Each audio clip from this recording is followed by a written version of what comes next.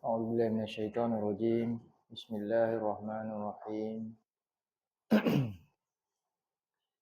إن الحمد لله نحمده ونستعينه ونستهديه ونستغفره ونعوذ بالله تعالى من شرور أنفسنا ومن سيئات أعمالنا.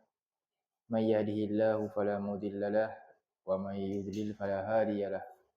أشهد أن لا إله إلا الله وحده لا شريك له وأشهد أن محمدا عبده ورسوله لا نبي بعده. اللهم انفعنا بما علمتنا وعلمنا ما ينفعنا وزدنا علما. اللهم آت نفوسنا تقواها وزكها أنت خير من زكاها أنت وليها ومولاها. اللهم فقهنا في الدين وعلمنا التأويل. سبحانك لا علم لنا إلا ما علمتنا إنك أنت العليم الحكيم.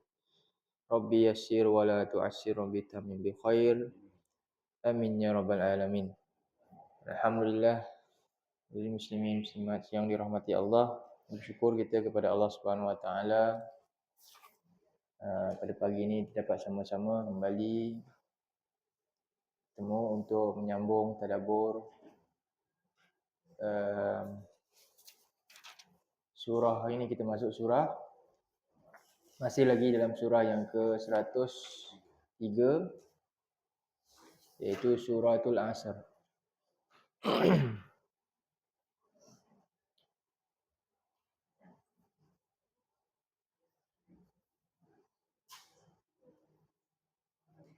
Jadi minggu yang lalu kita dah lihat pada ayat pertama tentang fungsi waw, qasam tu, dan juga tentang makna al-asr. Makna al-asr. Jadi sebelum kita mula, kita baca dulu seluruh surah ni sama-sama. A'udzubillahi minasyaitonirrajim.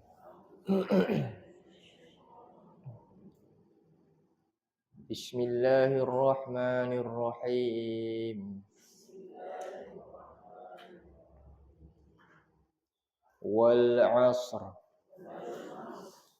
Innal insana lafi khusr.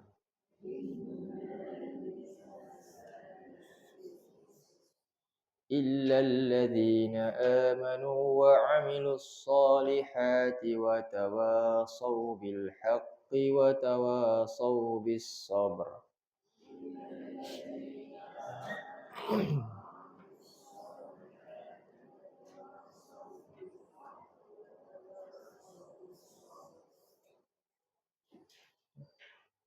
Wal asri, demi masa yang kita dah bincang. Bila Allah bersumpah, ada menunjukkan ragu-ragunya manusia ni terhadap perkara yang Allah nak ketengahkan, iaitu tentang masa.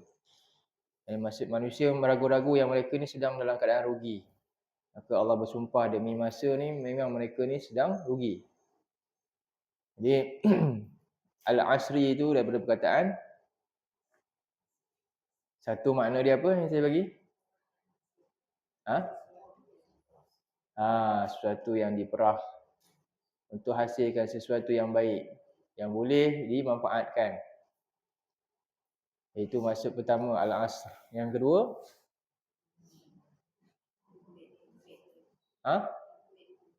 himpit. Apa dia? Usia, umur. Betul, umur. Tak dengar. Kena kuat sikit lah. Usia, umur. Dan manusia ni ada dua tahapan umur dia. Satu, seluruh umur dia lah secara umum. Satu lagi, usia dia ketika mana? Muda. Kan? Ada hadis yang kita akan ditanya tentang hal tersebut. Umur dia habiskan ke mana, dan masa muda dia dikerahkan. Dikerahkan ke mana. Jadi tentang umur. Yang ketiga, waktu asar. Pentingnya waktu asar. Banyak fadilat-fadilat untuk kita jaga waktu tersebut. Dan menunjukkan waktu yang telah apa? Suntuk, singkat. Memang kena Tidak boleh lengah-lengah lagi kerja. Okey, itu sikitlah tentang makna wal asri lah. Jadi kita tengok terjemahan balik ayat ni.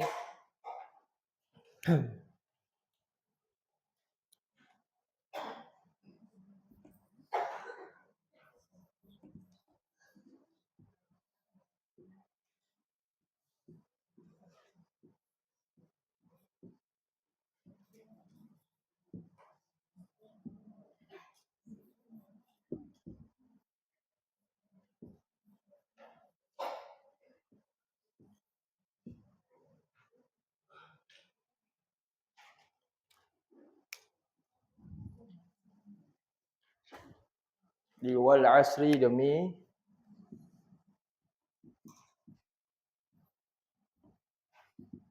masa. Umur. Tak ada makna lagi apa? Waktu asar. Masa yang sudah suntuk. Kemudian inna. Sesungguhnya.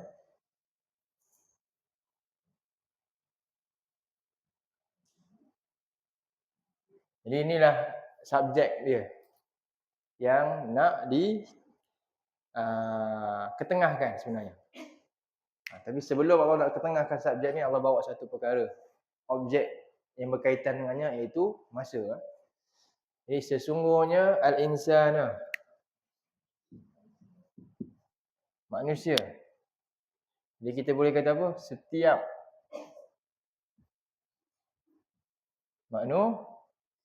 manusia. Dengan kerana apa? Alif lam tu. Al-insan.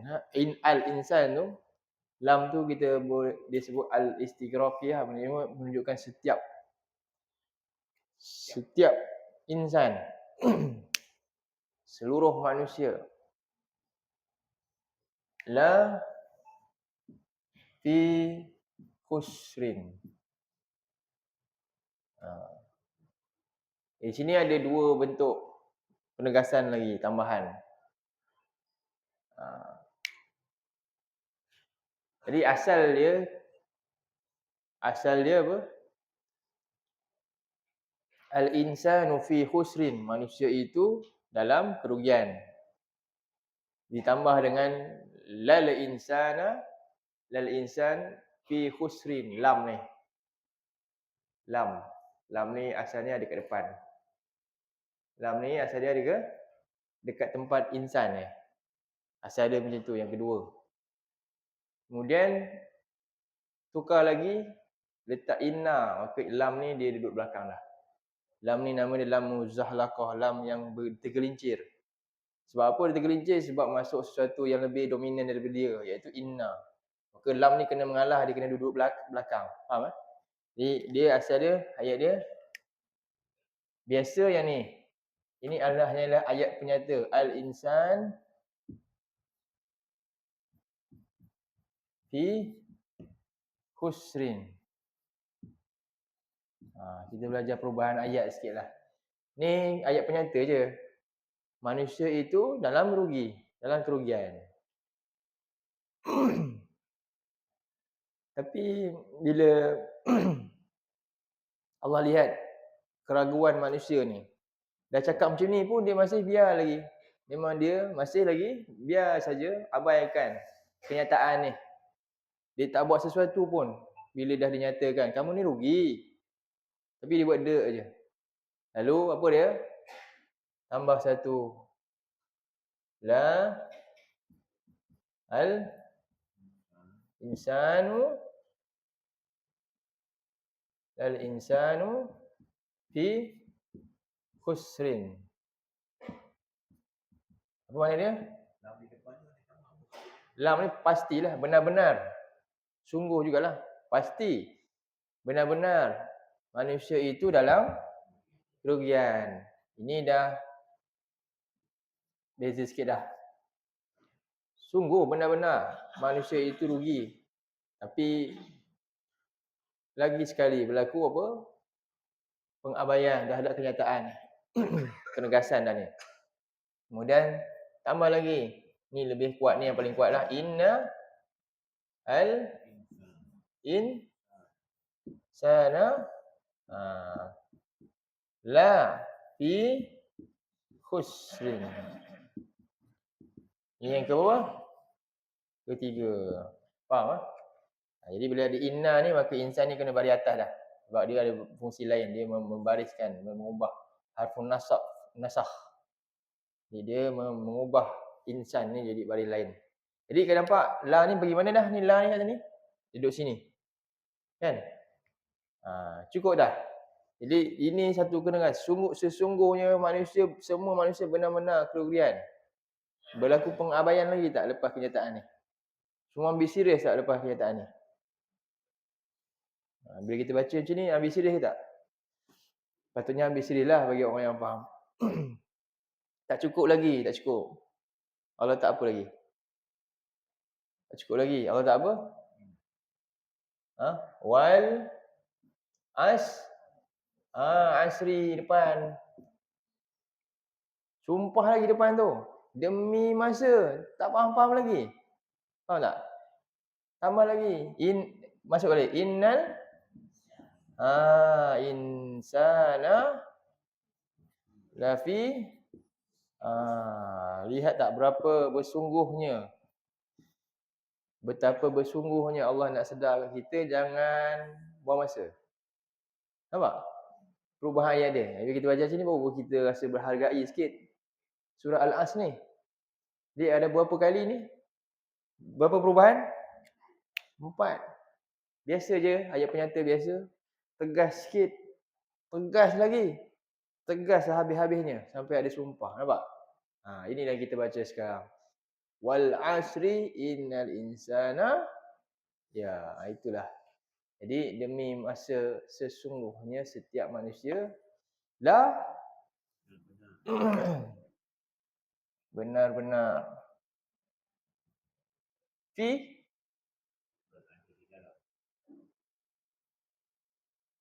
ya, ini gini kita boleh terjemah apa ni? Tenggelam.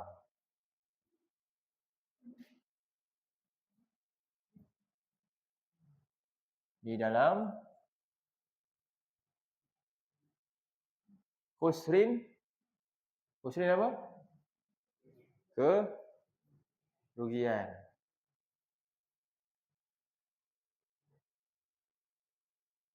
Jadi innal insan lafi tu penekanan tu. Dia tak sebut dengan kalimah lain. Menunjukkan apa? Fi ni seluruhnya. Seluruh segala yang Allah bagi kat dia, tak ada satu pun yang menguntungkan dia, melainkan semuanya rugi belaka. Tanyalah pada rumah dia. Rumah dia tu merugikan dia. Tanyalah pada matanya. Mata dia sendiri merugikan dia. Tanyalah pada mulut dia. Mulut dia pun merugikan dia. Tangan dia pun tak ada faedah untuk dia. Rugikan dia juga. Apa lagi? Semua yang Allah bagi kat dia, semuanya apa? Kalau nak check balik, mana satu yang untungkan saya? Semua rugikan dia. Cuba bayangkan. Itulah maksud. Seolah-olah apa? Dia bukan tenggelam sampai sini je. Tenggelam seluruhnya. Jadi tak ada satu pun pemberian yang Allah bagi kat kita yang benar-benar menguntungkan kita. Melainkan apa? Semuanya membawa kerugian demi kerugian kepada kita. Jadi ini satu teguran, peringatan Allah kepada setiap kita semua. Dan antara punca rugi apa? Punca dalam mereka ni, Allah kata mereka itulah orang yang rugi. Ada dalam Quran. Apa punca rugi yang pertama? Buka surah 2 ayat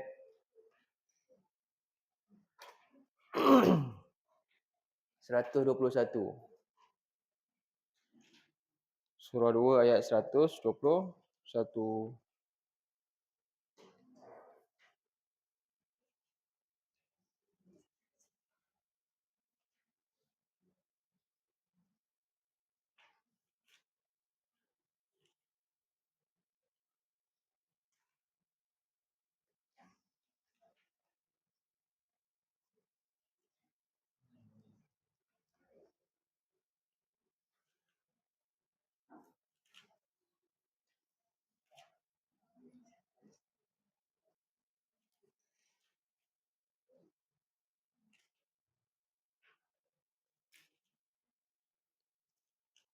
Siapa orang yang rugi?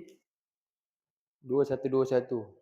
Iaitu orang yang Allah beri dia panduan hidup dia, kitab Allah, tapi dia tak apa? Tak gunakan segala alat makrifah yang Allah beri ni untuk apa? Tilawah betul-betul, faham, jadikan panduan hidup dia. Ambil gali ilmu ni, gunakan saluran nikmat yang Allah beri ni, alat makrifah dia untuk memahami ayat-ayat Allah ni. Inilah pertama golongan yang rugi, nombor 1. Surah berapa? 2 ayat 121. Cuba kita baca. Ni golongan yang rugi. A'udzubillahi minasyaitonirrajim.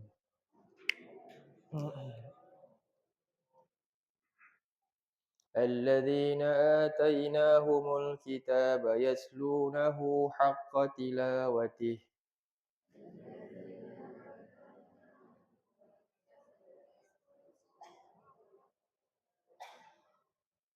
أولئك يؤمنون به ومن يكفر به فأولئك هم الخاسرون.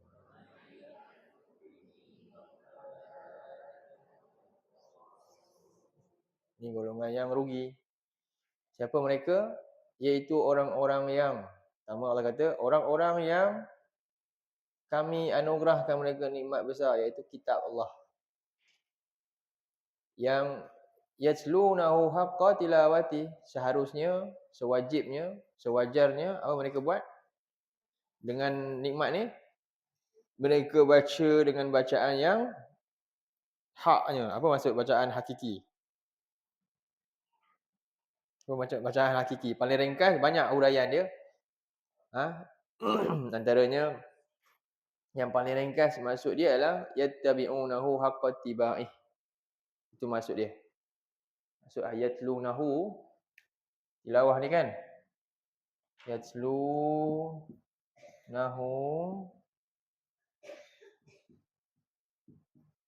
haqqa tilawatihi ni maknanya dia apa? Yattabi'unahu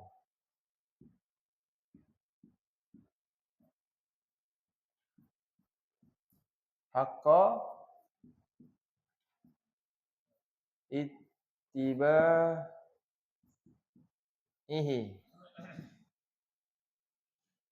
Itu maksud dia.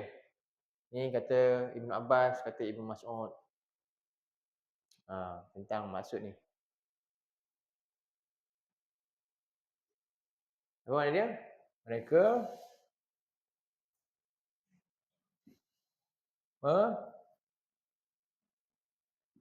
mengikutinya. Kemudian haqqa dengan sebenar-benar ikutan.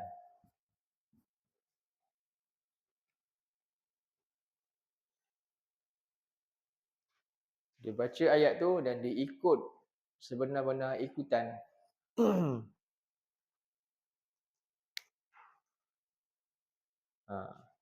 Ni salah satu makna dia lah.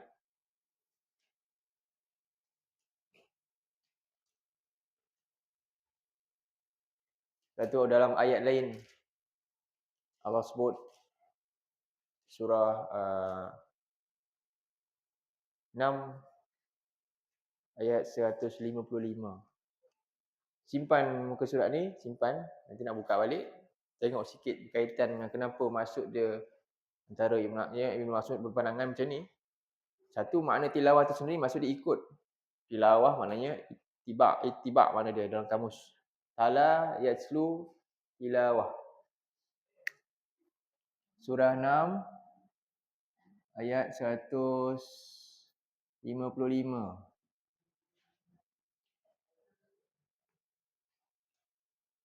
Ayat dia mula dia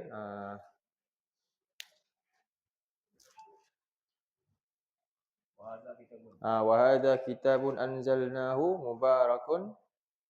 Kemudian fattabi'uhu. Betul? Muka surat 149. Surat 149 ayat 155.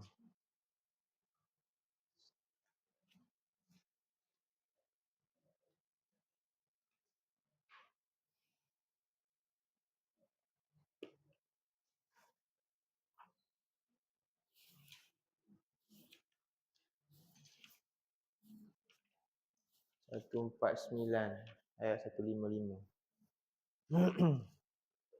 Buat A'udzu billahi minasyaitonir rajim.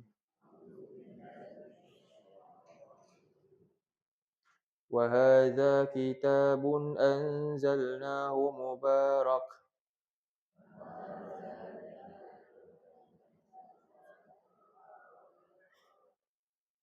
Fattabi'uhu wattaqu la'allakum turhamun.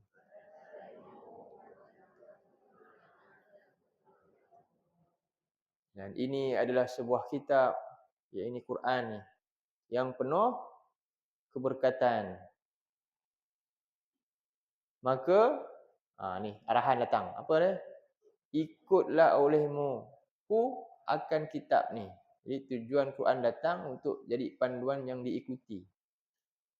Bukan jadi bacaan semata-mata. Ataupun bukan jadi sebagai apa? Apa dia? Hiasan. Satu lagi. Alat memenuhi majlis. Faham tak? Alat, ya, dia penutup, dia pembuka, okey, lepas tu larah habis, lepas tu tutup balik pakai dia juga. Ini hormat ayat Quran ke tak? Dilanggar ayat ni ke tak? Rasa-rasalah Allah cinta tak orang buat macam tu? Ke perasaan syok sendiri kita? Kita jawab depan Allah nanti. Faham? Alat apa? Alat ni alat. Alat untuk apa? Memenuhi satu. Ya. Adakah itu Quran kita buat macam tu? Ini satu tamparan kat kita lah kan. Kat saya, kat semua lah. Untuk kita ingatkan. Jadi inilah yang berlaku pada ayat-ayat ni. Sebab itulah hari ni kita ramai. Tapi apa jadi? Macam umat Nabi dulu, masa Quran turun, sikit. Lemah. Tapi digeruni lawan. Yang sangat, dah lama empire dah. Rom berapa lama dah? 500 tahun. Kan? Tapi takut. Tapi kita ni berapa juta umat? Sebab rupanya Quran hanya jadi alat. Bukan Quran ni matlamat yang mana untuk kita ittiba' dia, ikut dia. Jadi ini satu masalah. Satu bencana musibah besar buat umat Islam sebenarnya. Inilah umat yang rugi. Jelas? Itulah. Jadi fattabi'uhu, ikut. Bila ikut Quran, kan? Kita bila nak ikut, yang nak ikut tu kena duduk depan ke duduk belakang? Macam mana? Ikut saya kan, nanti awak kau ikut aku, kata kan. Dia duduk depan. Macam mana aku nak ikut ni kan? Macam mana? Duduk depan, betul? Jadi bila duduk depan maknanya apa? Sebab tu Nabi sebut dalam hadis, apa hadis dia? Apa hadis? Quran ni, siapa yang jadikan Quran, yang dia betul-betul ikut Quran duduk depan dia, Quran akan qadahu ilal jannah. Quran akan pimpin dia nanti masuk dalam syurga. Siapa man ja'alahu khalfa zahri, siapa yang jadikan Quran duduk belakang dia rupanya. Faham? Quran yang kena ikut dia. Diheret Quran tu ikut cara dia. Bila dia ambil Quran tadilah untuk apa? Jadi alat untuk hal yang dia nak buat tu. Dia letak Quran kau letak di sini. Okay, lepas tu dah kau pergi berambus, aku nak buat benda lain. Mana Quran? Main sini balik. Macam tu kah dengan Quran? Siapa yang jadikan Quran macam tu, apa jadi? saqahu ilan nar. Quran akan heret dia masuk neraka Jahannam. Sekarang dia tak rasa, tak apalah. Allah memang bagi kita ujian hari ni, bebas kamu nak buat apa kamu suka, biarkan. Dan Allah kata apa dia?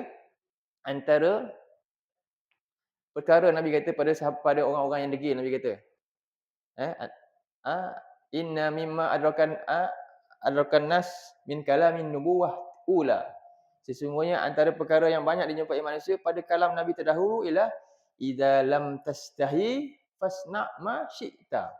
Bila engkau rasa tak malu, buat apa kamu nak buat. Sekarang memang kamu boleh buat apa kamu suka. Kamu nak letak Quran ikut suka kamu, silakan. Itu Nabi kata. Dalam sebuah hadis, kita kena hafal hadis ni supaya kita berjaga-jaga. Boleh hafal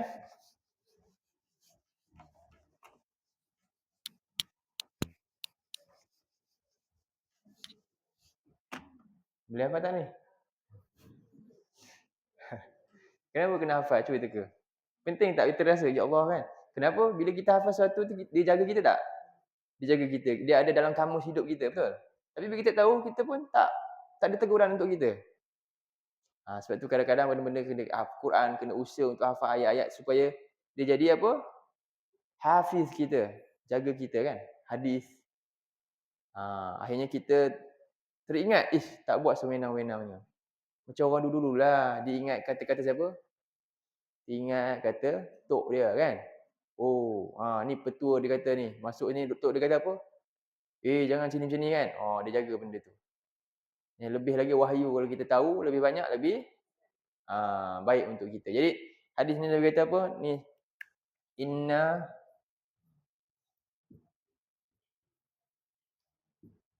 mimma adrakan nas min kalam nubuwati ula.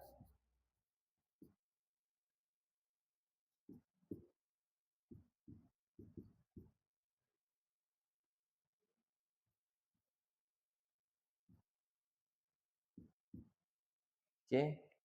Apa dia? Idza lam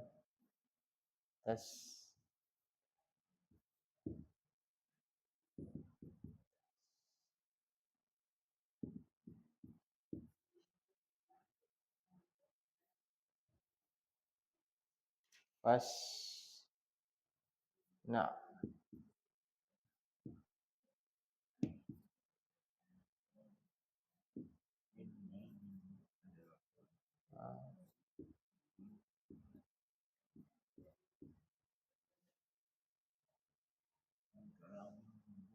satu lagi ni gitu.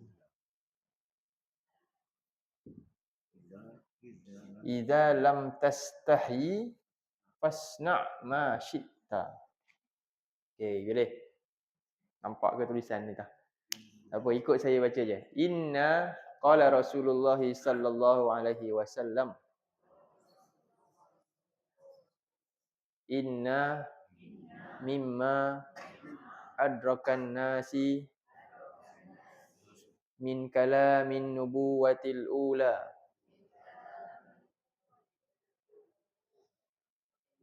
Idza lam tastahi fasna ma syi'ta. Nabi kata apa? Kat sahabat-sahabat ni Nabi nak bagi pesan kepada orang-orang yang ketegak ni.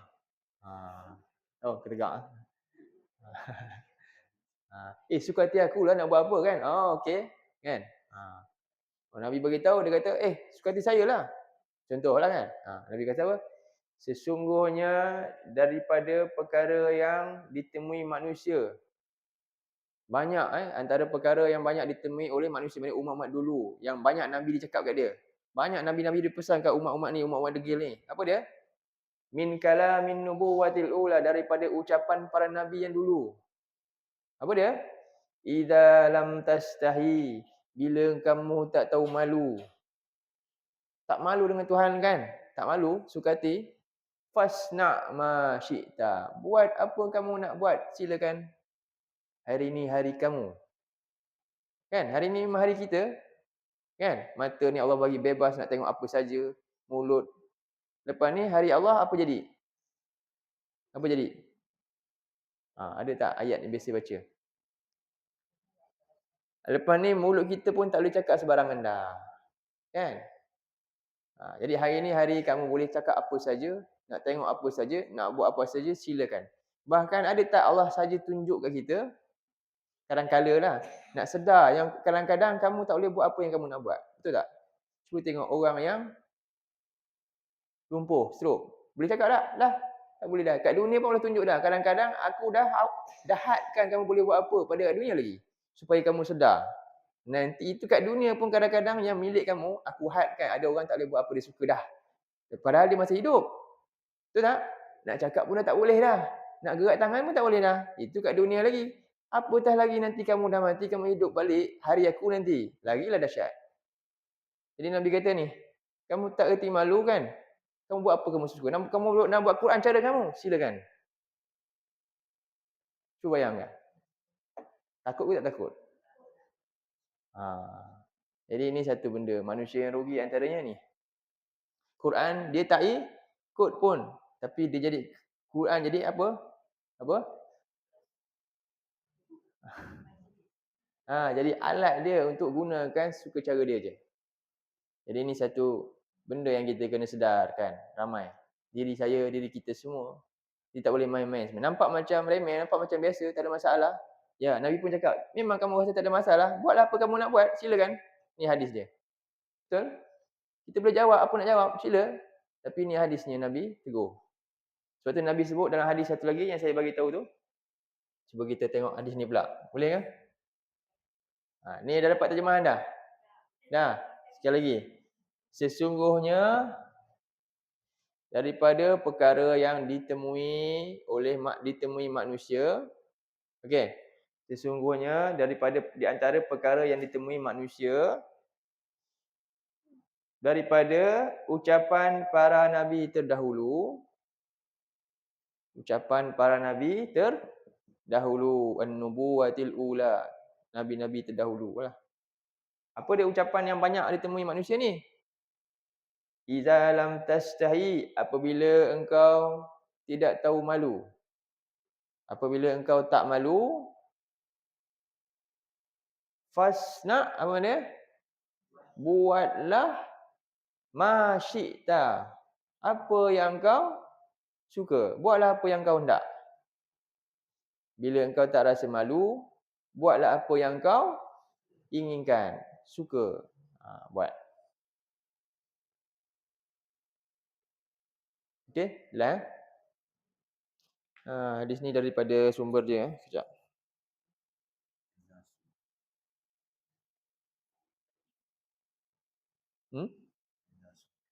Kan? An-nasu lah. Betul.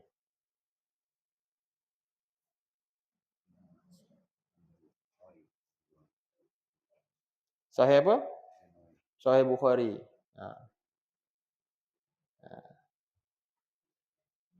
Ini bari atas lah sebab dia fa'il kan. Tu kan an-nasu tu. Dia dalam Sahih Bukhari. Dalam Sahih Al-Bukhari. Nak nombor dia sekali ke? Tu cukuplah Sahih Bukhari ya. Nombor dia sekali. Nombor 6120. Sahih Bukhari hadis nombor 6120. Dalam Sahih Bukhari hadis nombor 6120. Siapa ada kitab Sahih Bukhari dekat rumah? Masya-Allah. Boleh rujuk nanti ya. Kalau tak dekat rumah ada dalam online. Buka sunnah.com tu rujuk tu. Macam-macam kitab ada. Kalau pandai baca Maktabah Syamilah baca, tapi tu bahasa Arab full lah. Kalau ataupun Al-Bahis Al-Hadis pun ada dalam tu semua. Kutub Tis'ah, ada kutub Sittah nak ada. Semua ada. Itu khazanah-khazanah ilmu yang kita kena ada lah. Baik. Ni hadis satu. Satu lagi yang tadi saya cakap tu. Jadi kita kena letak Quran kat mana? Quran ni bila kita kena ikut, Quran jadi apa? Pimpinan kita. Betul tak? Quran jadi pimpinan kita ke kita pimpin Quran? Mana satu? Quran pimpinan, sebab tu ada ulama siapa yang tulis tu? Tafsir pimpinan Ar-Rahman, kan? Contohnya lah. Jadi cuba tengok hadis ni pula. Jadi Nabi kata Al-Quran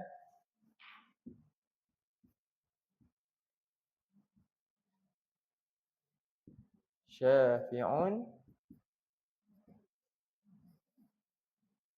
musyaffa'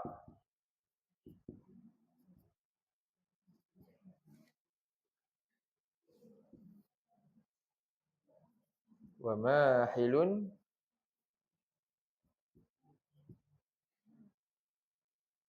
niha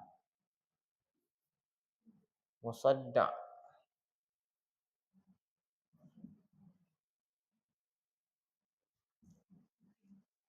Jadi Nabi beritahu dulu kriteria Quran. Quran ni fungsi dia ni. Dua fungsi Quran yang akan berlaku nanti hari kiamat nantilah. Jadi Nabi kata Al-Quran itu adalah syafi'un musyaffa'. Mana dia? Syafi' apa? Penolong lah. Syafa' tu maknanya untuk menolong. Pertolongan maksud dia. Daripada kita kesorangan, datanglah syafa'. Syafa' maknanya ada jadi dua. Daripada seorang, daripada witrun jadi syaf'un. Syaf'un ni genap maknanya. Witir ganjil. Lawan syaf'un witrun. Sebab itulah ada surah wasyaf'i wal watr. Betul tak? Surah apa tu? Surah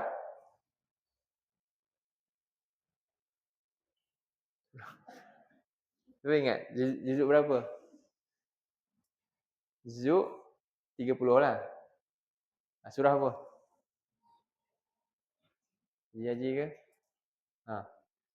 Dia kena baca dari awal Kalau baca tengah-tengah dia tak dapat. Surah apa? Siapa boleh sambung? Boleh ni.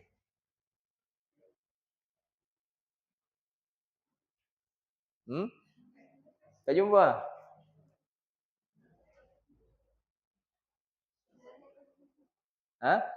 Wasyaf'i wal watr. Cepat. Surah Al. Baca dari awal. Kena baca dari awal juga Wal fajri. Lagi? Walayalin ashr. Demi waktu fajar. Demi malam-malam yang 10. Ada pandangan malam 10, malam yang mana? Adakah malam 10 Ramadan atau malam yang dalam bulan apa?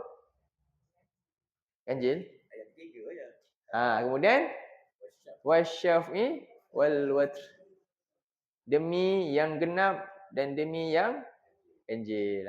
Tu syaf'i tu daripada perkataan tu jadi syafa'at. Syafa'at maknanya penggenap.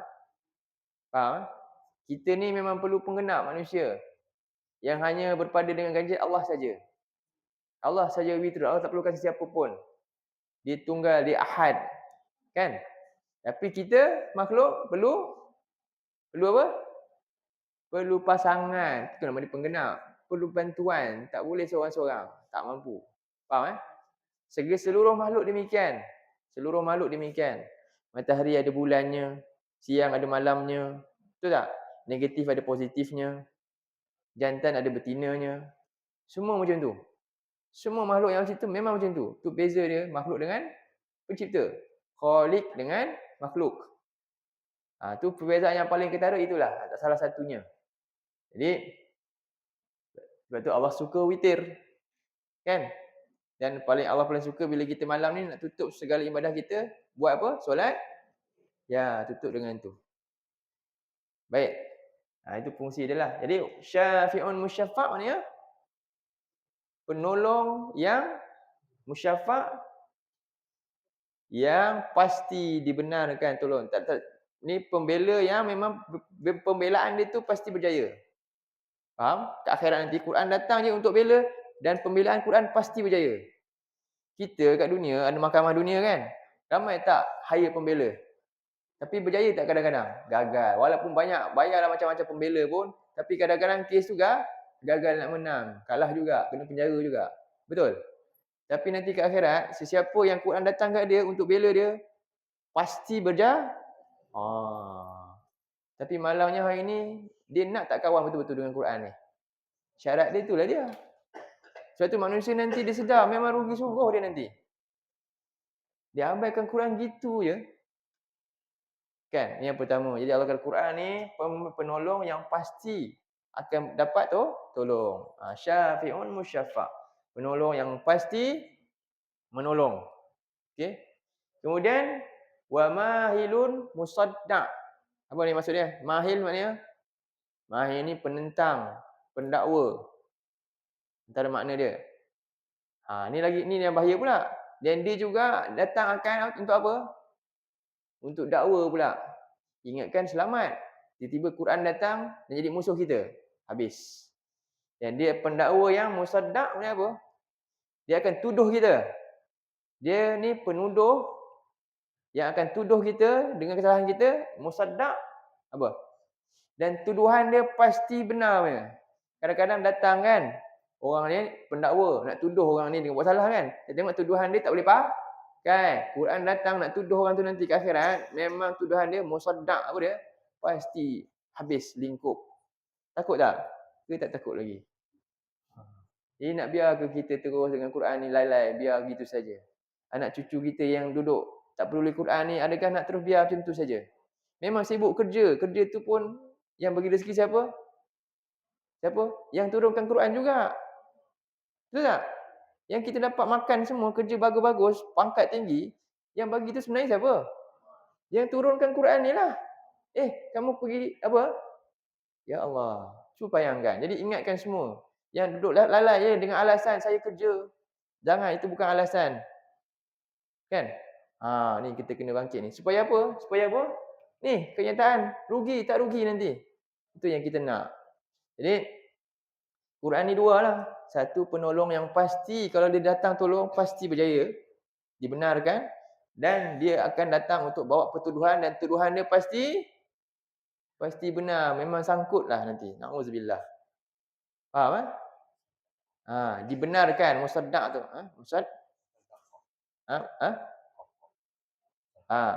Saddaq. Musaddaq. Sekejap.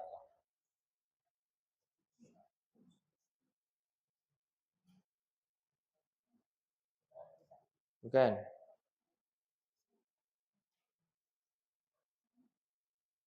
Ya, musaddaq. Saya salah eja. Saddaq. Qaf. Sadaqah. Sidik tu. Okey.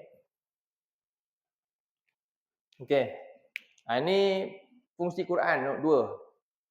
Betulkan balik Qaf tu.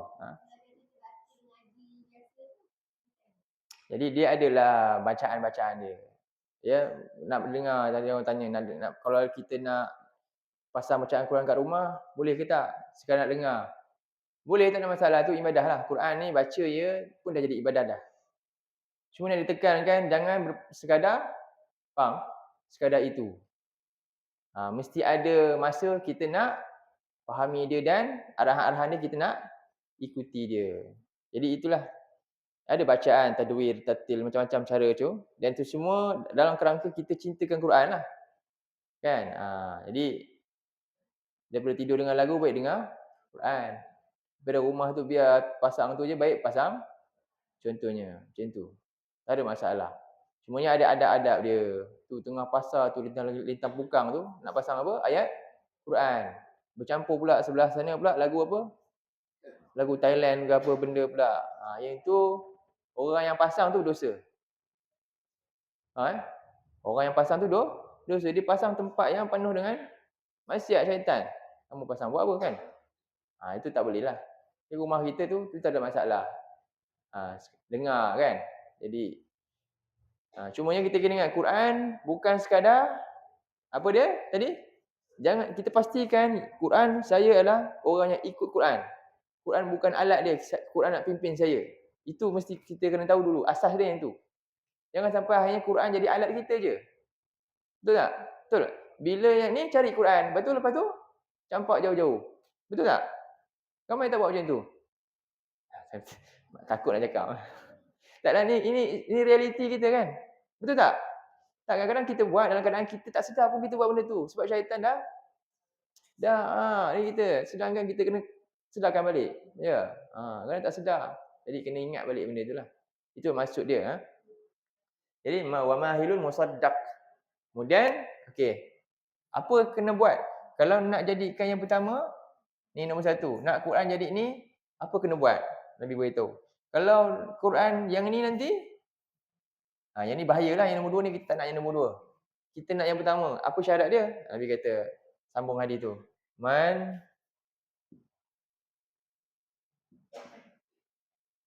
ja'alahu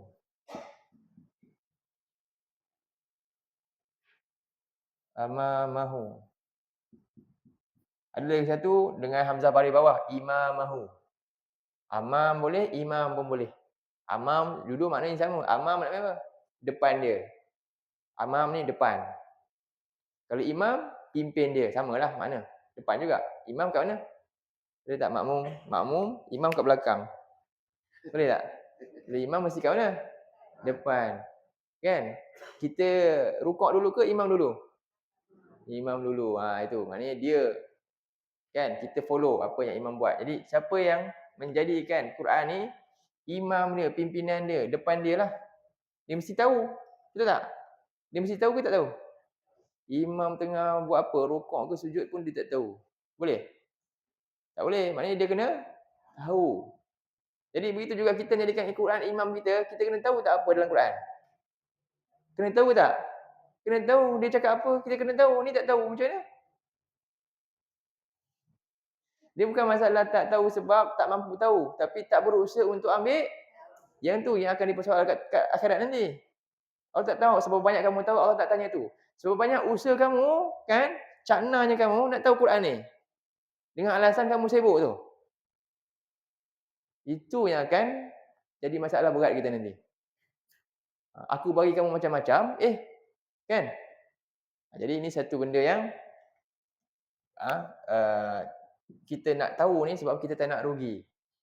Jadi man ja'alahu amamahu, Allah kata, siapa yang jadikan Quran ni pimpinan di depan dia, apa Allah kata? Qadahu ila al-jannah.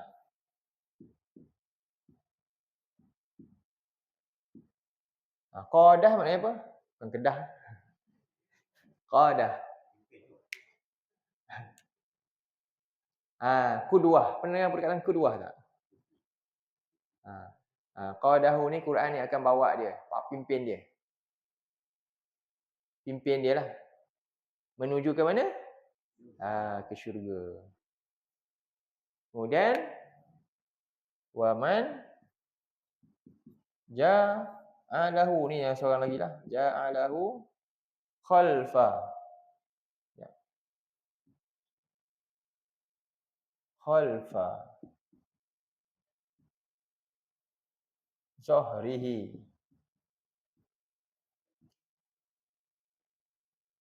saqahu ila apa rasanya? Ilan nar.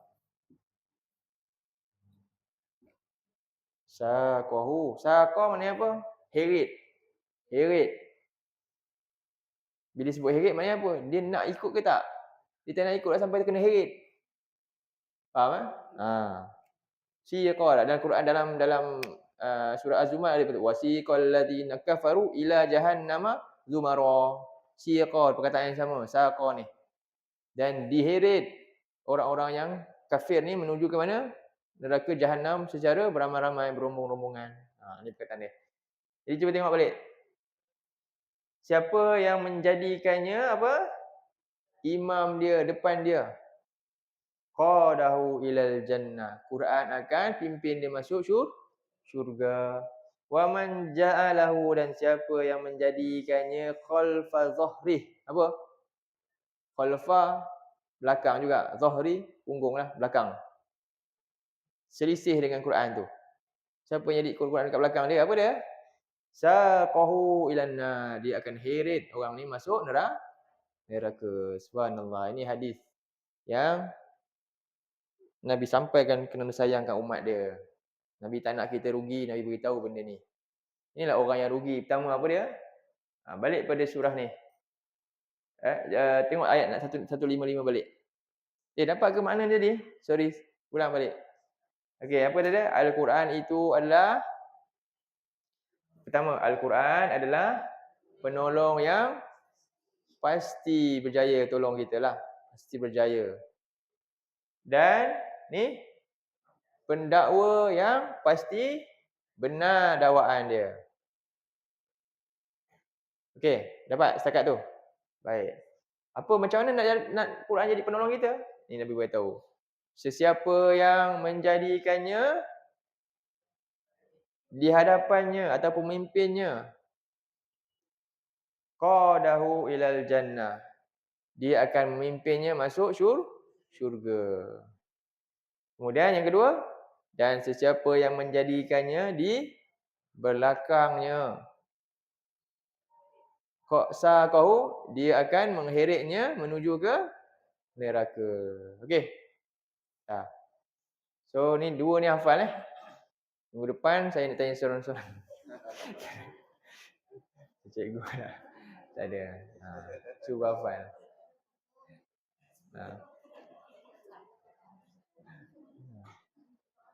Bagi hadiah. Tak apa, opah tak boleh hafal, suruh cucu hafal. Okey. Ni riwayat dia.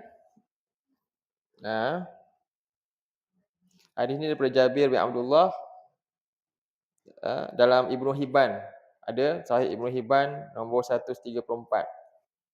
Dalam Al-Baihaqi pun ada, dalam Syu'abul Iman pun ada.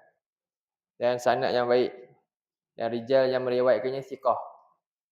Okey, dia dalam tulis Sahih Ibnu Hibban nombor 134. Ini salah satu kitab yang riwayat, saya bagi satu cukuplah. Sahih Ibnu Hibban nombor 134. Okey. Siapa yang bawa riwayatkan hadis? Jabir bin Abdullah. Seorang sahabat yang banyak riwayatkan hadis juga antaranya. Jabir bin Abdullah radhiyallahu anhu. Okey. Baik, kita balik pada surah ayat 155 tu.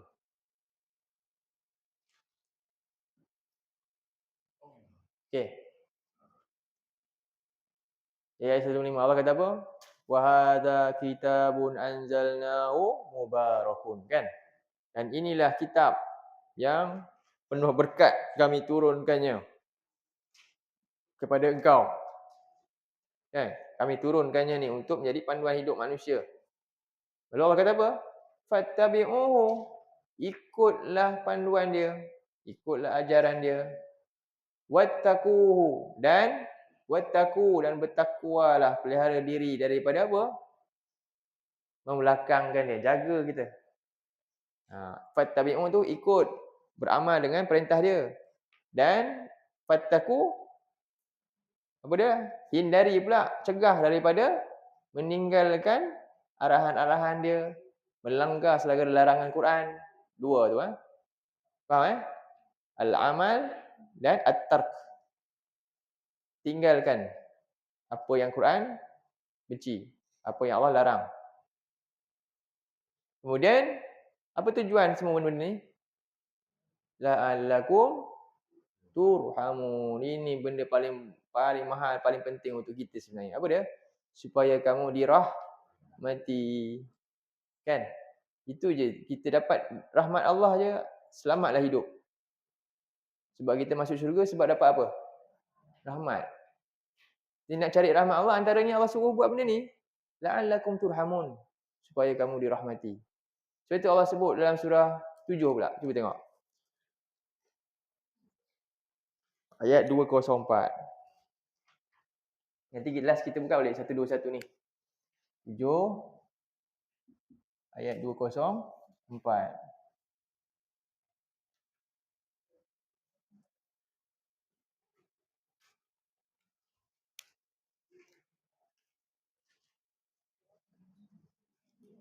Surah 7 ayat 2 atau 4. Muka surat apa je?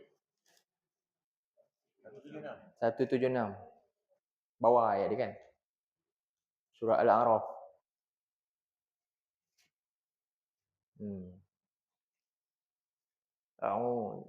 Dah.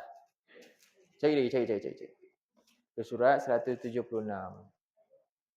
Mushaf yang sama ke ada mushaf yang tebal? Yang tebal tu muka surat lain macam Ustaz Aziz punya lain kan Ustaz? Ustaz Aziz ni tebal kan? Lain. Dia tak sama muka surat macam yang ni. Kalau orang dah biasa memang dia boleh lah. Jumpa senang. Dah, jumpa. Okey. Auzubillahi minasyaitonirrajim. Wa idza quri'al Qur'anu fastami'u lahu wa ansitu la'allakum turhamun.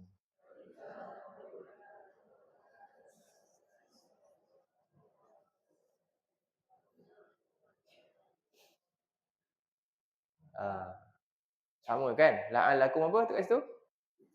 Sama tak macam tadi la'allakum turhamun juga? Dia ada berkaitan dua tu lah. Macam mana nak dapat ikut tu? Yang ni. Kena buat yang ni lah. Supaya dapat ikut dan dapat cegah diri kita daripada melanggar apa yang Al-Quran arahkan. Apa dia punya, apa orang kata, jalan dia pertama. Yang ni. Sebab tu Allah kata apa? Bila Quran dibaca, apa kita kena buat?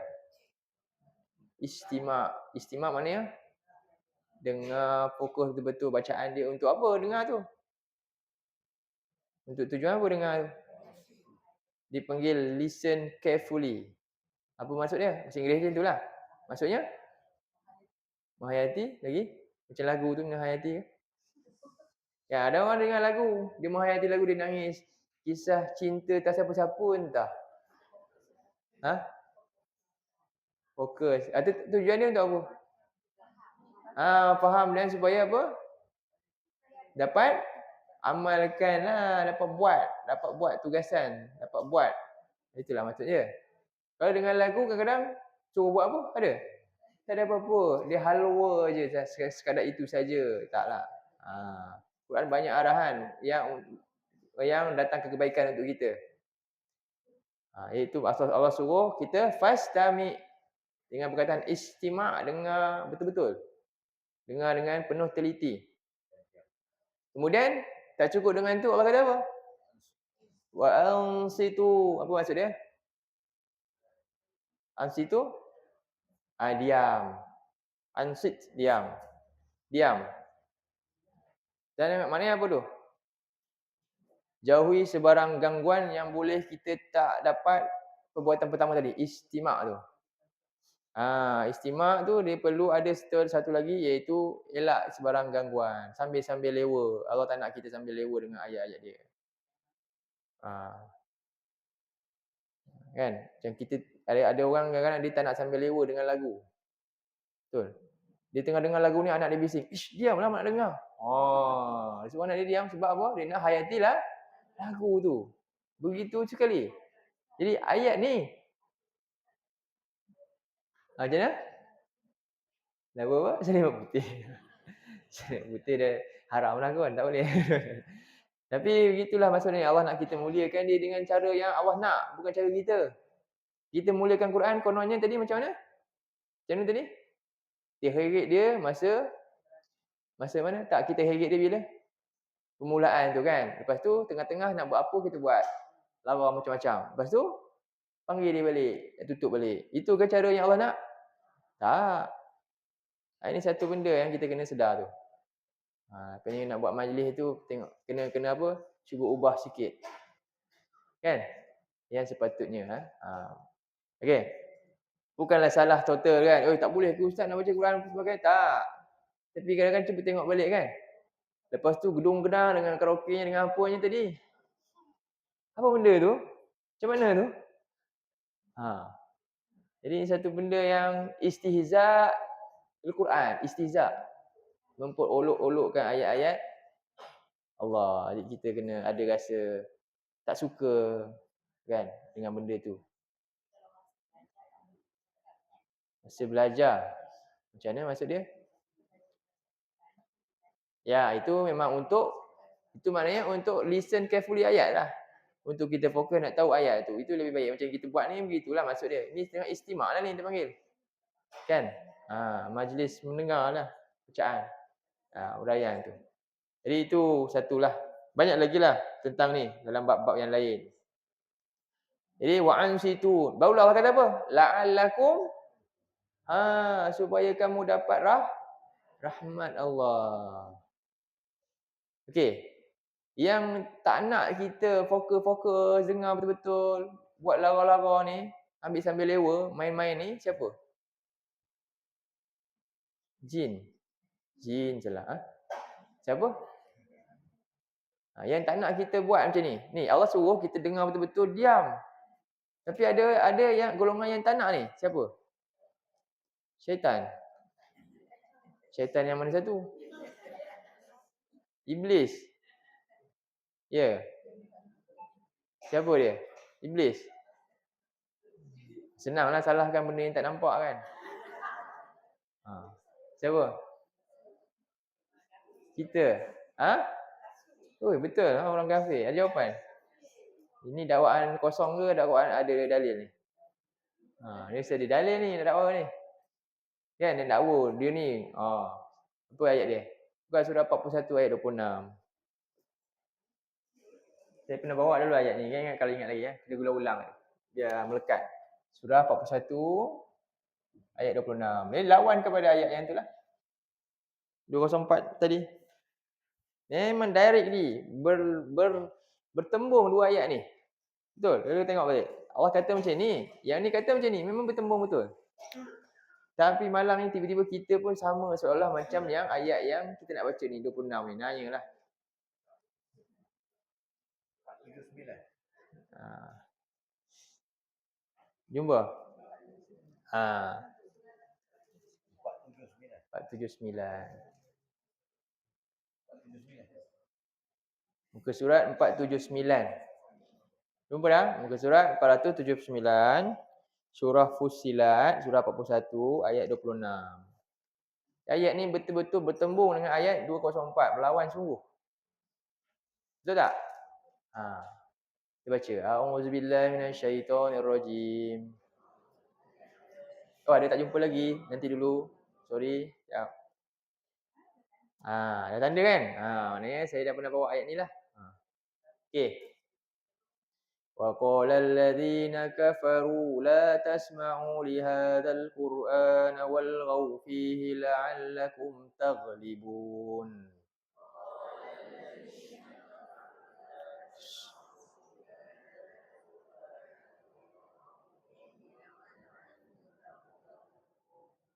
Ada berapa perkara dalam ayat ni? 3 perkara juga. Ayat tadi pun ada 3 perkara juga. Allah suruh dengar, diam, Allah nak bagi rahmat. Betul? Yang ni pula, orang kafir suruh apa? Jangan dengar. Lepas tu, diam ke buat bising? Buat bising, buat lara. Kemudian, supaya apa? Kamu dapat kalahkan mereka dengan apa? Bagaimana cara kita kalah? Kita ni, orang beriman, orang Islam, kalah sebab apa? Tak, kita ni bila orang Islam ni, orang beriman ni, orang yang paling kuat ke paling lemah? Kenapa paling lemah? Paling kuat di muka bumi ke paling lemah? Paling kuat sebab pembela kita siapa? Pembela kita siapa? Yang cipta langit dan bumi. Siapa boleh kalahkan? Ada? Tak, maknanya paling kuat. Paling kuat lah. Jadi mereka tahu kalau kita ni dibela oleh pencipta langit dan bumi, tak ada siapa boleh kalahkan. Jadi cara mereka nak kalahkan apa dia? Jauhkanlah daripada pembela. Macam mana cara nak jauhkan daripada pembela? Ya, jauhkan daripada ni. Sebab itulah apa? Allah kata, aku supaya kamu dapat rahmat aku. Kalau kamu dapat rahmat aku sayang kamu, siapa pun tak boleh apa-apakan kamu lah. Jadi mereka tahu kalau kita dekat dengan Tuhan, siapa-siapa pun tak boleh kalahkan kita. Jadi mereka buat kita semua jauh daripada Tuhan. Inilah dia. La'allakum taghlibun, supaya kamu dapat kalahkan mereka dengan cara apa? Jauhkan mereka daripada pembela yang paling kuat tu. Siapa? Faham? Ya, itulah sebab dia. Jadi bukan sebab kita kebal, kita power. Bukan sebab kita ni pakar buat itu ini, bukan. Faham Tak. Tapi sebab kekalahan kita bila kita jauh daripada rahmat Allah itu. Okey. Sebab tu la'allakum taghlibun. Apa jalan dia? Tengok yang inilah. Allah suruh dengar ayat dia. Mereka kata apa? Jangan tiba-tiba sekarang ni apa? Ini waqalal ladzina kafaru. Betul? Jadi bila sebut orang kafir normal ke ataupun tak normal? Orang kafir apa? Kata apa? Jangan belajar Quran. Halang dia. Masukkan mereka ni lara-lara supaya mereka teralih fokus. Faham? Bila ada apa dia? Lahwan tu kan? Walghaw fihi kan? Lara tu supaya apa? Sepatutnya kita fokus sini, bila ada benda ni masuk, kita dah tak tengok sini, kita tengok mana? Tengok dia. Itu kerja siapa? Orang begitu. Normal ke tak normal kalau orang kafir buat macam tu? Normal sebab dia orang ingkar, dia tutup hati, dia tak nak terima hidayah ni. Yang tak normal bila? Bila kita pun sama juga rupanya, duduk rumah tu. Mak dia kata apa, tak payahlah Quran ni, pergi tengok TV, kartun tu semua habis-habis. Sampai Quran tak reti pun. Rupanya apa? Wajah Muslim, sifat macam orang nak tak macam tu berterusan? Tak nak. Di situ kita kena istighfar pada Allah ni. Apa yang kita dah buat kan, mungkin tersilap dalam banyak perkara, ya kita kena sedar benda tu. Kan? Sebab itulah kita lemah. Baik. Inilah orang yang rugi. Balik pada surah 2121 balik. Ni orang rugi yang pertama. Orang rugi yang pertama iaitu apa dia? Dia tak jadikan Quran ni panduan hidup dia betul-betul. Dia tak hargai panduan hidup ni. Balik pada surah 2 ayat 121 balik. Kita dah balik balik. Itulah huraian dia tadi. Tentang maksud apa dia? Yatlunahu haqqa tilawati tu. Mereka baca untuk ikut betul-betul tu. Ini. Sedikit. Sebanyak. Okey. Jadi Allah kata apa? Balik pada surah tu. Jumpa lah. 2, 1, 2. Inilah Allah beritahu. Allazina atainahumul kitab. Orang-orang yang kami telah anugerahkan mereka ni. Kitab mereka ni. Panduan yang hebat ni. Apa mereka patut buat? Yatlunahu haqqa tilawati. Mereka sentiasa tu. Yatluna tu fi'il mudhari' ke fi'il madhi? Mudhari'. Maknanya apa? Inilah dia punya aktiviti yang apa? Asas dia dalam kehidupan dia. Dia banyak buat benda ni.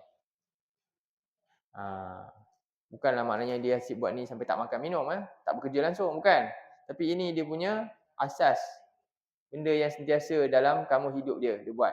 Mereka tilawah dengan sebaik-baiknya, dengan sebenar-benar tilawah. Mereka ikut dengan sebenar-benar ikutan. Dan Allah iktiraf tak orang macam ni? Allah kata apa? Ulaika, tengok ayat. Ulaika yu'minu nabi. Bila mereka buat macam ni, mereka lah orang yang betul beriman dengan Quran. Inilah orang yang benar-benar beriman dengannya. Kemudian Allah kata apa? Ni orang yang rugi. Ni orang yang rugi. Wa may yakfur bihi. Dan barang siapa yang ingkar dengannya. Ingkar apa? Ingkar tu balik pada perbuatan yang Allah suruh buat tadi. Apa Allah suruh buat? Yaslunahu haqqa tilawati. Yakfur bihi maknanya apa? Yang dia tak buat benda tu. Dia tak tilawah dengan tilawah yang sebenar-benarnya. Maka Allah kata faulaika humul maka mereka itulah orang-orang yang rugi. Ini orang yang rugi pertama. Yang pertama yang rugi.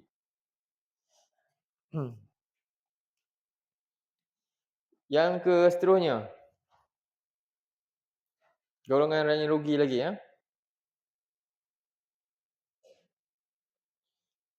Surah 63 ayat 9. Ini yang kedua lah. Ikut-ikutkan banyak tapi saya nak ringkas dua ni lah. Kat surah 63 ayat 9.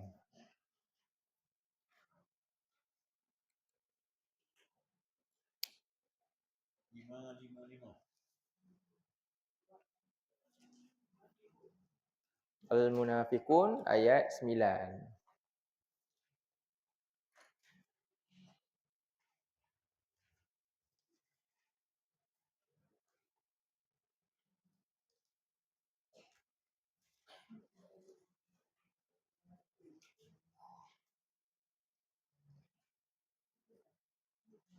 Okey.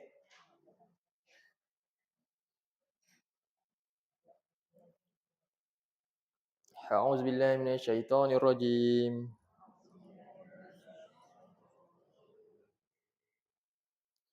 يا أيها الذين آمنوا لا تلهكم أموالكم ولا أولادكم عن ذكر الله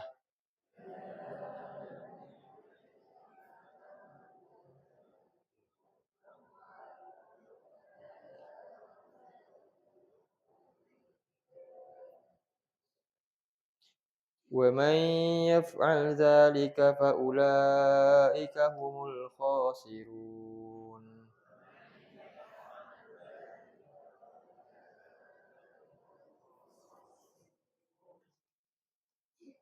Wahai orang-orang yang beriman, jadi ini Allah menasihatkan pada orang-orang, khusus kepada orang yang beriman. La tulhikum amwalukum, janganlah harta kamu dan anak-anak kamu semua tulhikum, melalaikan kamu.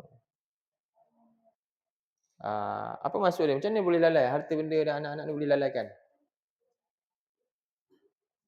Dilalaikan daripada an zikrillah, daripada peringatan daripada Allah, daripada zikir kepada Allah. Maksudnya daripada, antara makna dia zikrillah juga apa dia? Ketaatan kepada Allah juga. Taat perintah Allah.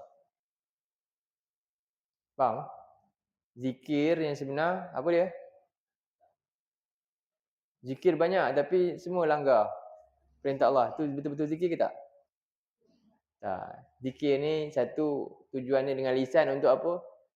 Mantapkan kita punya, kan, jiwa hati ke hati sini, dan supaya mantapkan untuk kita punya apa? Tindak perbuatan kita. Itu baru betul-betul ahli zikir. Tapi kalau ahli zikir banyak subhanallah subhanallah subhanallah ke apa ke, alhamdulillah, lepas tu Allah larang umpat, dia mengumpat orang. Kan, Allah larang keji, dia keji orang contohnya. Allah larang tipu, dia tipu. Semuanya dia buat. Kan? Jadi ini bukan. Nah, sebab itulah antara maknanya ta'atillah, mentaati Allah. Kerana harta dia tadi dan anak-anak dia tadi yang hebat-hebat ni, dunia punya pasal ni, akhirnya apa? Dia tinggal banyak ketaatan kepada Allah. Itu antara makna juga. Jadi kenapa punca dia ni? Cuba tengok surah At-Takatsur. Simpan pula yang ni pula. Sebab tu ayat ni kena jelas dengan ayat lain pula. Cuba buka surah apa? Surah At-Takatsur, surah apa? Surah nombor berapa? 102.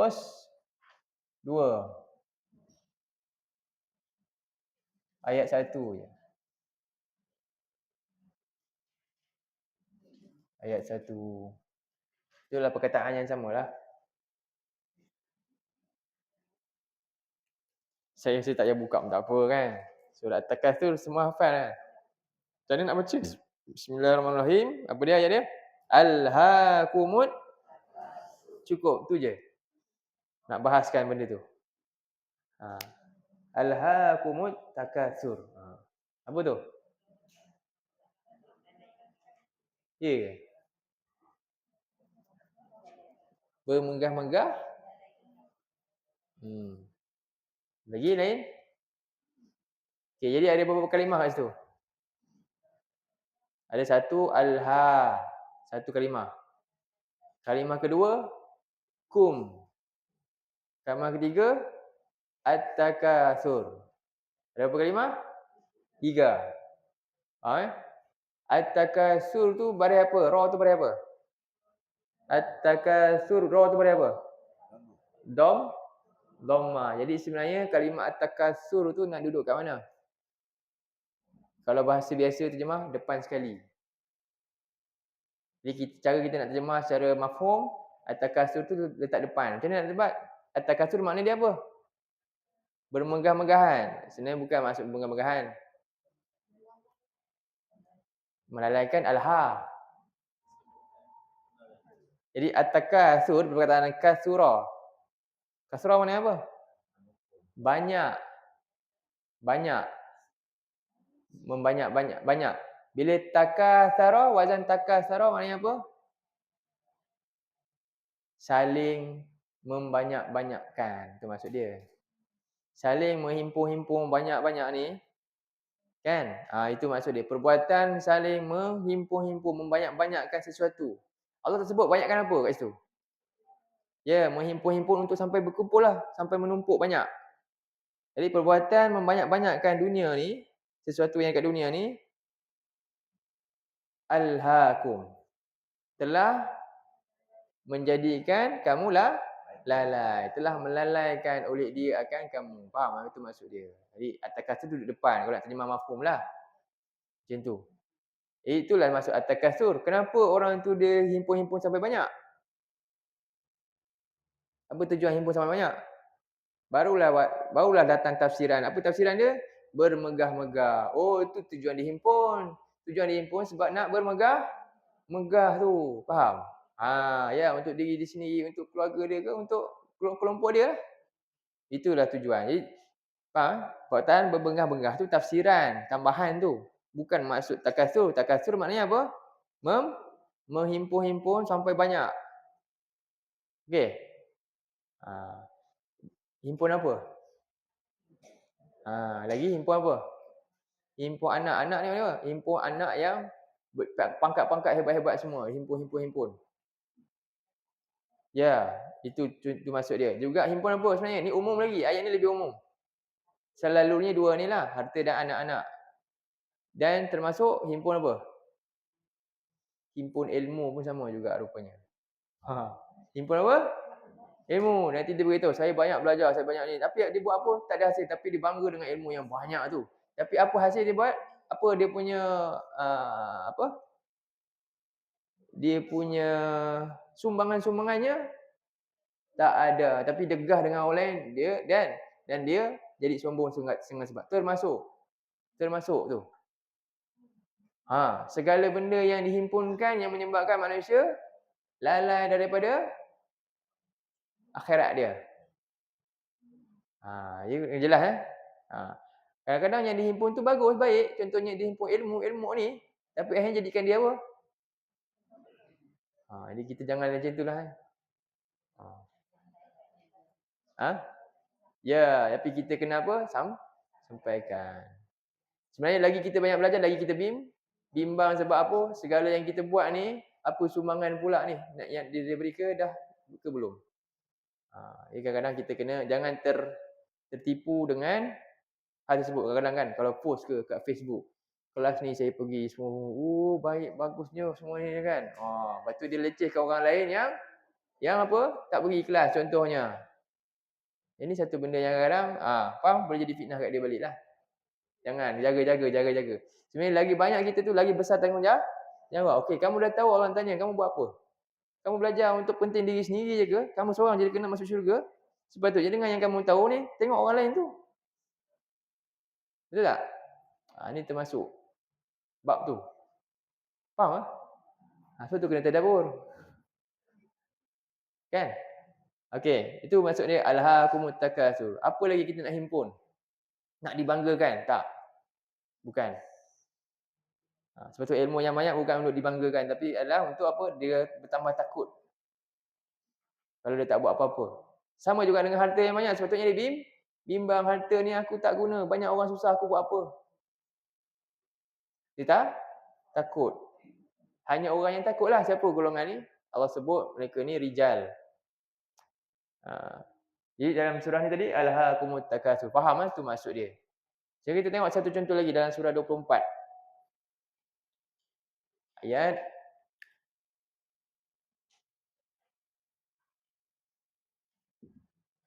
37. Inilah golongan yang Allah puji ni yang tak rugi ni. Sedikit pun segala yang Allah beri kat dia tak melalaikan dia. Surah 24 ayat 37.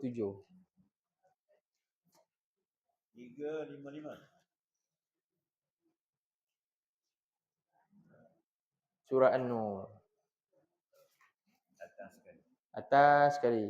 Muka surat 355. Jumpa dah.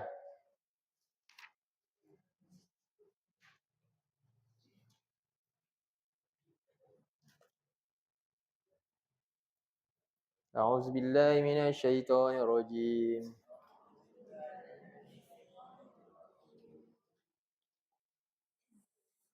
Rijalun la tulhihim tijaratun wala bai'un an dzikrillahi wa iqamis salati wa ita'iz zakah.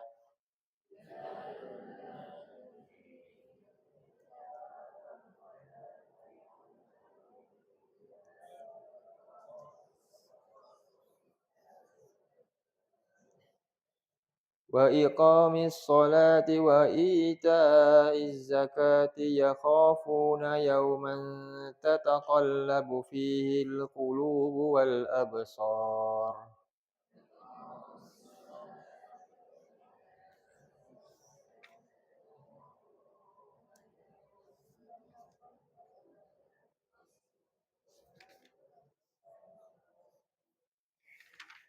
Ini manusia rijal ni bukanlah terikat kat lelaki sajalah. Lepas tu maksud rijal, kalau dalam kamu-kamu ni kata lelaki yang jiwa dia besar. Apa dia kata terjemahan kat situ? Ada tak lain terjemahan? Orang yang apa dia kata? Orang yang tidak dilalaikan terus je. Jadi dia tak sebut lelaki kan? Ya. Contohnya wanita yang berjiwa besar siapa? Kekayaan dia tak menyebabkan dia lalai daripada akhirat siapa? Sayyidatina Khadijah. Dia gunakan semua. Dia kaya. Wanita terkaya antaranya. Dia tolong untuk bantu apa? Usaha Nabi. Sampai habis. Kan? Besarnya jiwa dia. Itu Nabi kata dalam hadis lain. Boleh sikit hadis. Nabi kata laisal ghina an kasratil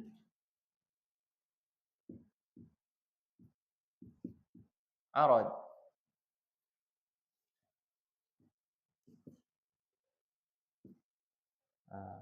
Bukanlah kaya itu dengan banyaknya harta yang boleh dipamerkan.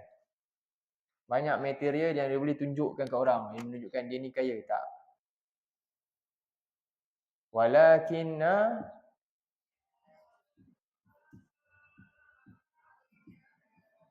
al-ghina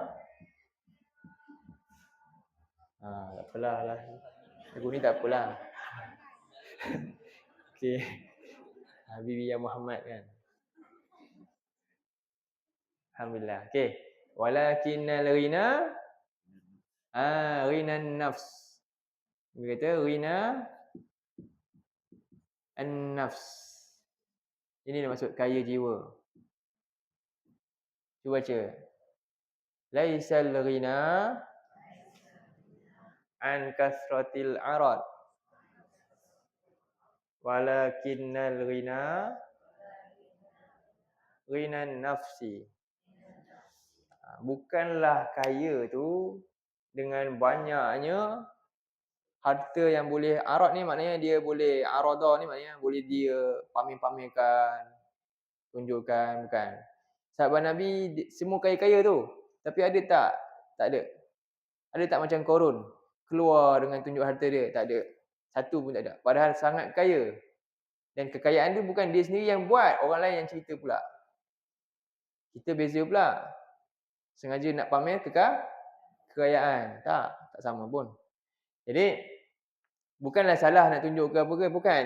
Maknanya sengaja kan, pamerkan itu. Kita bukanlah kaya dengan banyaknya sesuatu ni. Banyaknya arat ni, harta yang boleh dia tonjolkan, pamerkan. Walakinnal ghina, tetapi sebenarnya yang kaya itu adalah kaya jiwa dia. Siapakah antara orang yang kaya jiwa? Abu Bakar As-Siddiq contohnya. Kan? Umar Al-Khattab, para sahabat Nabi semua. Uthman bin Affan, kaya jiwa. Ada tak bagi tahu Uthman bin Affan ada 3 biji rumah ke 5 biji ke, ada tak? Tak ada. Tak ada. Tapi cerita kisah dia tolong ni, dia beli telaga, kan? Tanya Abu Bakar berapa banyak unta dia dah infakkan. Sangat banyak, luar biasa. Menunjukkan itulah kaya. Itulah beza dia. Kekayaan orang beriman, cara dia, orang lihat dia kaya tu dengan sumbangan dia yang sangat hebat. Oh, ini luar biasa lah. Faham Jadi itu berbeza lah. Itulah maksud dia orang ni. Rijal ni macam tu contoh. Jadi rijal ni bukan terikat pada lelaki saja, tapi semua. Orang yang berjiwa besar yang cinta akhirat tu. Ini yang sebenar-benar kaya. Bahkan yang kaya jiwa siapa? Sahabat Nabi, Mus'ab bin Umair. Mus'ab bin Umair kenal radhiyallahu anhu. Siapa dia? Dia remaja yang kaya dululah. Dulu dia kaya ni. Asal dia yang atas. Banyaknya apa? Kaya yang ni. Kayanya dia boleh pamerkan. Tali kasut dia emas. Minyak wangi dia. Minyak yang mahal. Pakaian dia. Luar biasa. Dan apa saja dia nak, mak dia bagi dia semua. Ini siapa dia? Mus'ab bin Umair tu dulu. Zaman masa dia remaja tu. Lalu dia beriman dengan Nabi. Yang dia beriman dengan Nabi, apa jadi? Dia kena kurung dengan mak dia. Sampai dia sorok. Dia sembunyikan lama. Tapi kantoi mak dia tahu. Mak dia buat apa? Mak dia kurung dia. Dan tarik semua visa dia, kad kredit dia, apa lagi? Semua kad semua. Tak adalah tambahan. Tapi seolah begitu akhirnya. Dia tak dapat apa dah. Dan akhirnya dia larikan ni, dia dapat lepas. Nabi tengok baju dia dah koyak-koyak, baju yang lusuh sangat dah. Nabi menangis tengok dia. Kan? Tapi dia peduli apa? Dia tak peduli. Dia dah memang dia beriman. Dan Nabi buat apa? Nabi plan. Nabi hantar dia je seorang. Pergi mana? Pergi Madinah untuk buat apa? Untuk sampaikan Quran kat sana. Ajarkan wahyu kat sana.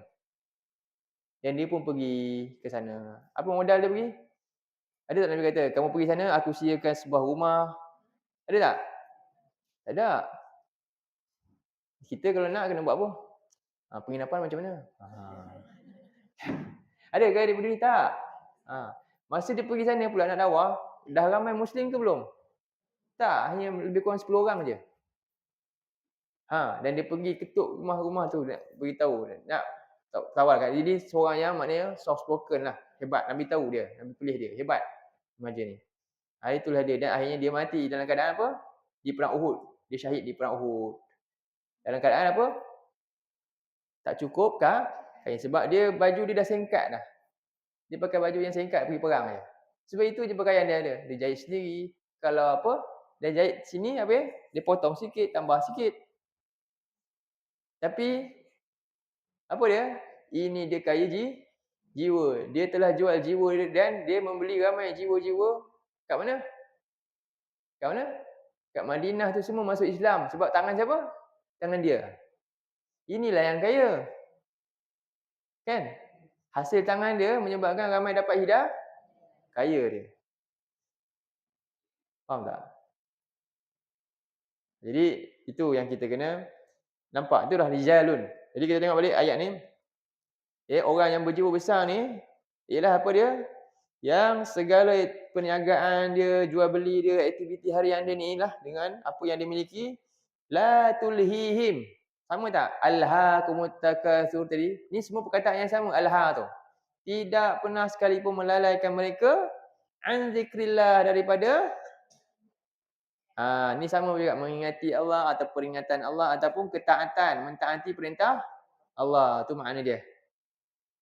Dan dia jaga dua perkara utama, wa iqamis solah, wa ita'iz zakah. Kenapa semua ni? Kenapa menyebabkan semua ni? Dengan harta yang banyak, bertambah takut dia. Dengan ilmu yang lagi banyak, bertambah takut. Tak pernah langsung dia rasa nak belagak, nak menggah lah. Sebab apa? Yakhafuna yauman tataqallabu fihi al-qulubu wal sebab dia takut hari yang nanti berbolak-baliknya, terbeliaknya mata dan hati kerana ngeri tengok hari tu. Bila saat hari tu? Hari kiamat. Hari kematian kita pun cukup dah. Masuk kubur pun dah ngeri dah. Jadi dia fikir yang tu, jadi dia tak ada rasa senang. Sebab tu Nabi sebut aktsiru zikra hazimil lazati yakni al-maut. Perbanyakkanlah ingatan yang menghentam, menghapuskan segala lazat-lazat kita ni. Lazatlah semua nikmat tu. Ilmu pun lazat juga. Orang puji kita sebab ilmu banyak. Oi, lazat rasa. Suka kan? Suka. Tapi yang boleh hapuskan, yang boleh hentam benda tu sampai hilang, apa dia? Al-maut. Mati. Faham tak? Mati ni akan patahkan, orang kata apa? Patahkan segala kelazatan tu. Itulah jalan dia. Baguslah kan? Kita orang sakit, berita kematian kita selalu tahu. Ini pelajar kita pun, saya pun, semua dah tua kan? Ada yang meninggalkan kita. Jadi ini satu rawatan kita lah sebenarnya. Yang kita lagi kena buat banyak benda. Jadi itulah dia. Ni. Jadi balik pada surah kita ni penutup. 63 ayat 9. Jadi siapa yang buat macam ni, yang lalai dengan segala pemberian Allah ni, tak gunakan untuk hikmat kepada segala apa dia? Perintah Allah. Dia gunakan balik untuk apa? Berkhidmat kepada Allah, tak gunakan. Maka mereka ini orang yang rugi. Cuba tengok balik surah 63 ayat 9 balik. Penutup. Jadi Allah ingatkan orang beriman, Allah sayang. Balik surah 555 tadi. Ya ayyuhallazina amanu la tulhikum amwalukum wala auladukum an zikrillah. Kemudian Allah kata apa? Wa may yaf'al zalika, dan siapa yang buat macam ni tadi lalai kan, faulaika humul inilah orang yang rugi. Dua golongan yang rugi. Satu yang tak peduli petunjuk Tuhan dia, dan satu lagi yang tak gunakan segala pemberian Tuhan dia untuk hikmat kepada tu pencipta dia balik. Cari akhirat dia, rugi. Inilah dua golongan yang rugi antaranya. Boleh jadi sampai sini dululah setakat ni untuk bincangan kita. Inilah manusia yang berada dalam kerugian. InsyaAllah nanti kita sambung lagi pada pertemuan yang akan datang. Mudah-mudahan Allah panjangkan umur kita, dan terus beri kita kesihatan dan kekuatan iman kita untuk istiqamah dalam ilmu ni dan mengamalkannya dan menyampaikannya. InsyaAllah. Aku qauli hadza wa astaghfirullahal azim li wa lakum. Allahumma ja'al hadza jama'na jama'an marhuma wa tafarraqna min ba'dihi tafarraqan ma'suma. Allahumma inna na'udzubika minal arba' wa min ilmin la yanfa' wa min qalbin la yakhsha' wa min nafsin la tashba' wa min du'a'in la yusma'. Rabbana la tuzigh qulubana ba'da idh hadaitana wa hab lana min ladunka rahmah innaka antal wahhab. Rabbana atina fid dunya hasanah wa fil akhirati hasanatan wa qina adzabannar. Wa sallallahu ala nabiyyina Muhammad wa ala alihi wa sahbihi wasallam. Walhamdulillahi rabbil alamin. Billahi taufiq. Assalamualaikum warahmatullahi wabarakatuh.